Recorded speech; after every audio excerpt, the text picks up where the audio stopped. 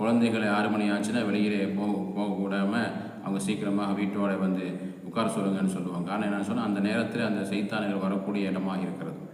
அப்போ நம்ம வந்து அந்த கெட்ட அந்த இடங்களுக்கு போகாமல் சுத்தமாக இருந்து அந்த வேஸ்டேஜ்களை வீடுகளில் போடக்கூடிய அந்த வேஸ்டேஜ்களை சீக்கிரமாக அப்புறப்படுத்த வேண்டிய, வீட்டில் வைக்கக்கூடாது. அந்த நேரத்தில் அந்த சைத்தானில் அந்த உணவுக்காக வேண்டி வருவான்.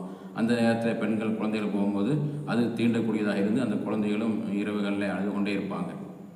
கெட்ட கனவுகள் வந்து கொண்டிருக்கும், கெட்ட சைத்தான் தொந்தரவு கொண்டிருக்கும். ஏன்னு சொன்னால், இன்னும் சொல்ல போனால் அந்த பாத்ரூம், அட்டாச்சு பாத்ரூமு நம்ம எல்லா ஊர்கள்லேயும் வைக்க ஆரம்பிச்சு விட்டோம். முற்காலங்கள்லாம் பாத்ரூமு வீட்டுக்கு வெளியே வச்சுருந்தோம், இப்போ வீட்டுக்குள்ளே கொண்டு வந்துட்டோம், சைத்தான் உள்ளே கொண்டு வந்துட்டோம்.